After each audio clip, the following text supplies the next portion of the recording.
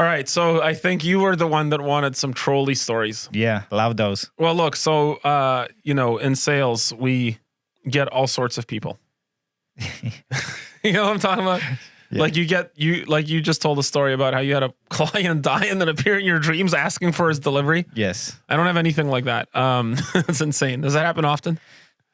I hope not. Yeah. I mean, I don't know how many clients you had die on you, but I've had maybe one. But anyways, yeah. So I had a cold call, and usually I like cold calling. Like I'm good at it, and I really enjoy the psychology of it.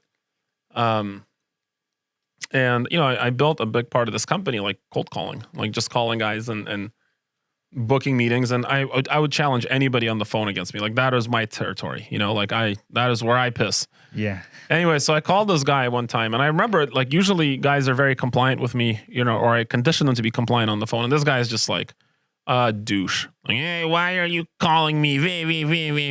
If you call me again, I'm going to call the police. And I'm calling to sell him clothing. Yeah. It's always fun. And I'm like, Mike, like, I'd love for you to call the police. I would, this is what I'm saying, right? Like I'll stay here on the phone and then you go ahead and call the police. I just want to hear what they say when you tell them, police, a tailor is calling me.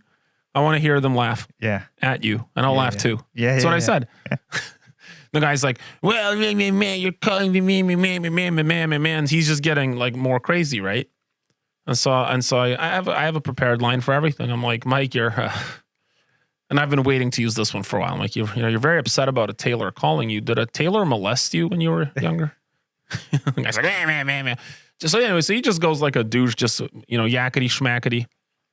And by the way, like if anybody's listening, like I wouldn't buy. Yeah, there wouldn't be a sale happening there. The guy was obviously not going to buy. I was just like, yeah, all right, you want to go crazy? I'll give you a reason. So he goes just fucking nuts, whatever, waste my time. And then I go the rest of my day. I book, a few new guys. I book some clients. I'm pulling in revenue just on my own cold calling about $1 million a year at this point. Yeah, just straight like clothing revenue. You know what you're doing. Oh yeah. But this guy is like still in my mind. I'm like, he was just so unapologetically douchey, and I'm thinking, and I like to troll. Like I do enjoy a good troll. So I'm like,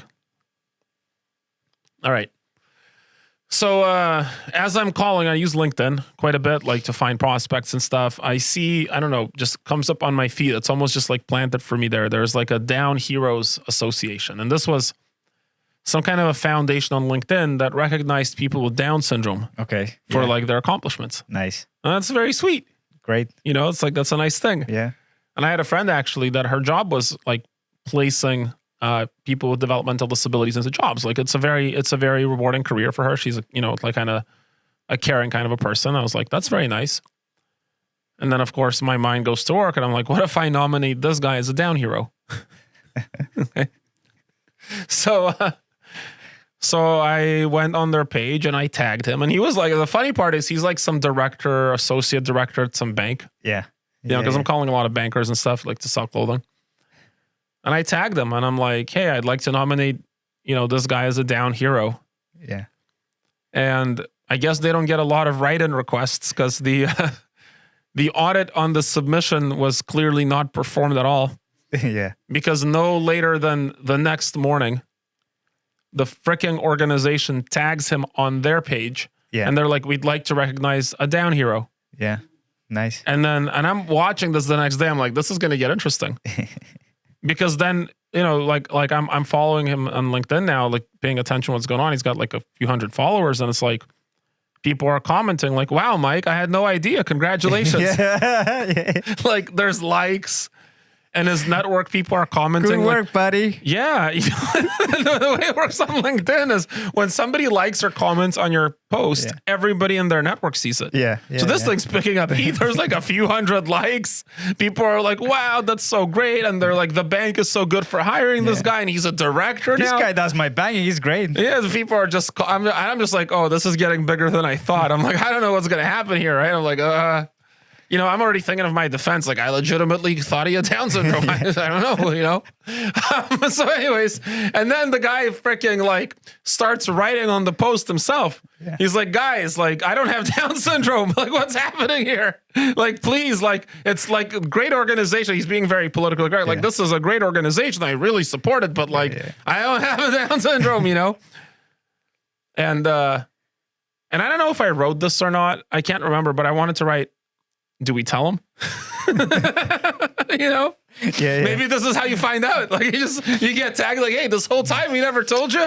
But that's why things have been hard for you, buddy. Yeah. Is that why you're such a douche? Yeah, I mean, what I did was not nice. Like, by the way, and I'm saying it right here, but like he was a douche, and I thought, well, let's have some fun. But the balls to do it as well, hey? Where do you get those?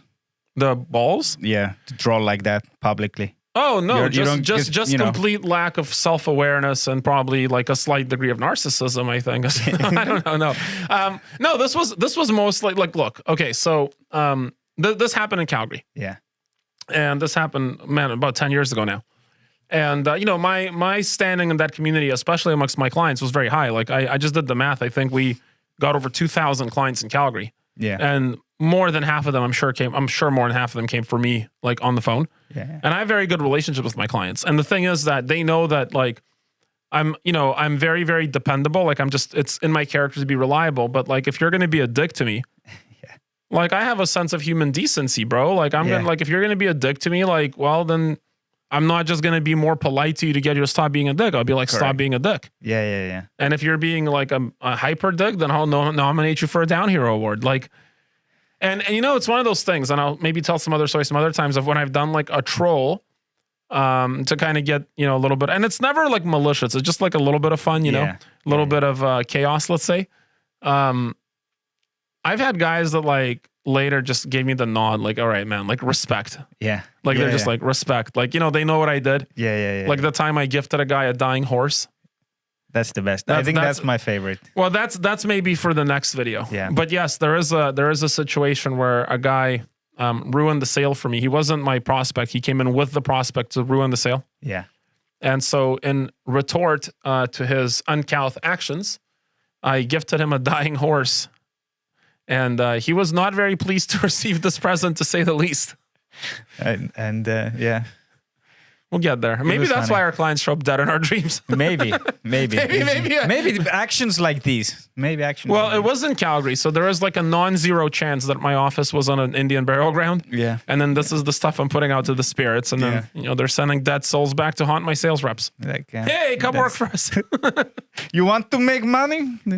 And piss off some dead Indians? Yeah. This is the place. That's the place. Mm-hmm.